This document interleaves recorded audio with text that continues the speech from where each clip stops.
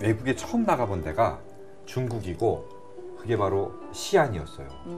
저는 뭐 지금까지 대학교 때 뭐 어학연수 가거나 해외 배낭여행도 가본 적이 없고 그러다가 이제 한겨레 신문사에 입사를 해서 그때 처음 이제 출장을 가게 된 거예요. 근데 가보니까 여긴 천국이더라고요. 왜냐하면은 뭐 지금보다 그때가 발달이 훨씬 덜 됐지만 가서 일단 먹을 게 너무 많아요. 저는 그렇게 길거리 음식 다 좋아하고 아무거나 잘 먹는지 몰랐어요. 지금 그 길거리 간식을 보니까 너무 막 침이 고이고 그때 생각나면서 야 그래서 정말 그 먹방을 보는 즐거움이 또 있었습니다. 네, 그 나피디의 장기인 그 여행 버라이어티로서의 그 묘미가 재미가 굉장히 잘 살아 있는 거죠. 그 안에 뭐 먹방 있고 나피디가 거기에서 미션을 지정을 해서 그냥 뭐 단순한 여행이 아니라 거기서 또 나름대로 우리가 보는 어떤 긴장감을 주는 것처럼 그 꽃보다 시리즈에서 보여줬던 어떤 사색적인 그러니까 사색적인 뭐 다큐의 느낌 이런 것도 또 사이사이에 뭐 숙소라든지 카페 이런 데서 느낄 수 있었고요. 뭐 여러 가지 그동안 나피디가 구축해놨던 어떤 여행 버라이어티의 묘미들이 적세적소에 잘 녹아 들어가 있었던 것 같아요. 근데 그게 연장선상에서 봤을 때는 1박 2일 멤버들이 변화한 나피디의 여행 예능을 한다라는 것에 재밌는 게 좀 있는 것 같아요. 1박 2일은 사실 한국에서 굉장히 사랑받는 버라이어티였고 어디를 가도 알아보고 특히나 강호동이라는 사람은 20년 동안 뭐 방송 인력 그 이전에는 선화장사를 몇 번이나 했고 그래서 모든 사람들이 알고 있었고 그런 상황인 거를 기반으로 강호동도 여행을 했던 건데 지금은 알아보는 사람이 많지는 않잖아요. 물론 중국에도 있지만 자연스럽게 1박 2일의 주축이었던 지역민들과의 어떤 교류라거나 그런 것들이 많이 줄고 조금 더 서로에게 이제 집중을 하게 되는 모습. 그러니까 꽃보다 시리즈에서 보여줬던 그런 요소들이 굉장히 또 신선한 부분이 있는 거고요. 그리고 또 이런 부분도 짠하더라고요. 그 넷이서 딱 모여서 나피디까지 사실은 5명이에요. 5명이서 모여서 자기네끼리 옛날 얘기 좀 떠올리면서 게임을 하다가 옛날에 뭐 이랬는데 뭐 이런 거 얘기하면서 약간 후일담처럼 그때를 그리워하면서 막 이런 얘기를 나누는 게 뭔가 확실히 우리 대부분은 1박 2일을 본 사람들이 그 시절을 아는 사람들이 대부분이잖아요. 그 사람들도 함께 그 시절로 다시 돌아간 듯한 그러니까 추억하는 미션들도 다 1박 2일 때 했던 것들이에요. 그리고 꼼수도 다 1박 2일 때 썼던 것들이고요.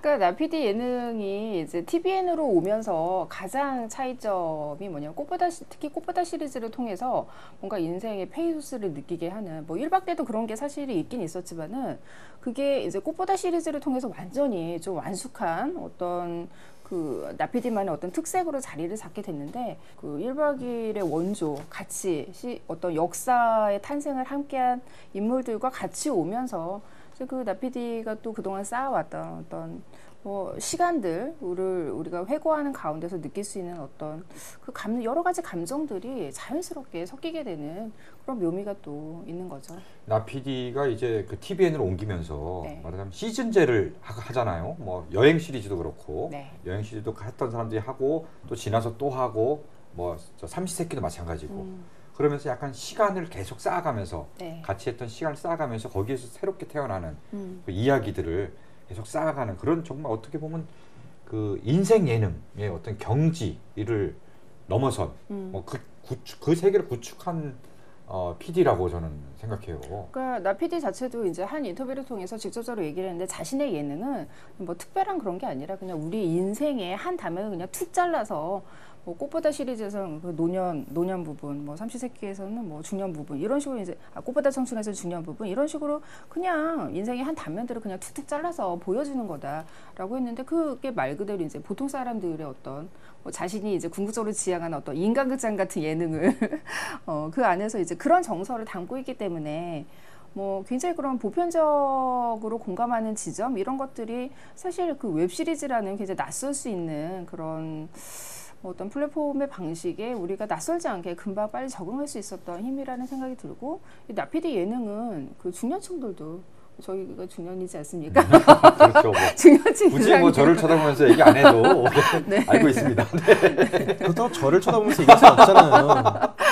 그렇죠. 예.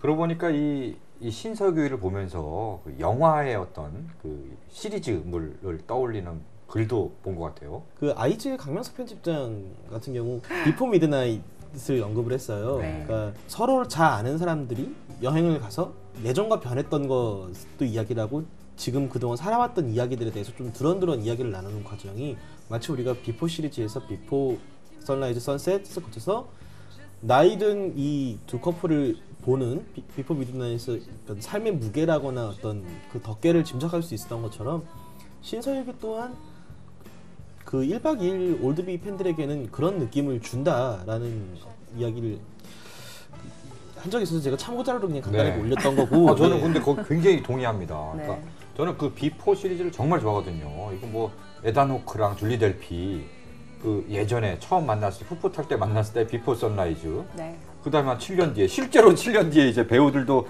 그 7년 뒤에 배우들을 그대로 써갖고 네. 비포 선셋을 찍고 실제로 또 7년 뒤의 이야기를 또 이렇게 해서 비포 미드나잇까지 저는 이게 인생의 영화잖아요. 이게 그렇죠. 진짜. 그러니까 저는 제가 영화 팬으로서 인생 최고의 행운이 있다면 비포 시리즈와 동세대 사람으로서 그 주인공들과 네. 같이 나이 들었다는 게 네. 최고의 행운일 정도로 저도 좋아하는데요. 그러니까 나피디 예능은 그런 게 있는 것 같아요. 꼭 신서유기뿐만이 아니라 그 예능, 그러니까 본인이 어떤 시간의 조율사처럼 그 안에 이제 본인은 인생의 단면이라고는 하지만 결국에는 그 안에 굉장히 인생의 어떤 축적된 모든 시간들이 거기에 다 압축이 돼 있는데 과감하게 자신이 이제 편집을 좀 이렇게 커트를 하면서 가령 이제 삼시세끼에서 비 내리는 날에 비가 떨어지는 뭐 장독대를 보여주고 다른 풍경을 보여주고 이랬던 것처럼 그런 순간뿐 예능에서 이렇게 본인이 이렇게 멈추는 시간을 또 정지하는 그런 뭐 조율을 통해서 우리한테 뭐 그런 시간의 무게, 깊이 이런 거를 느끼게 해준다는 점이 되게 나피디의 재능인 것 같고요.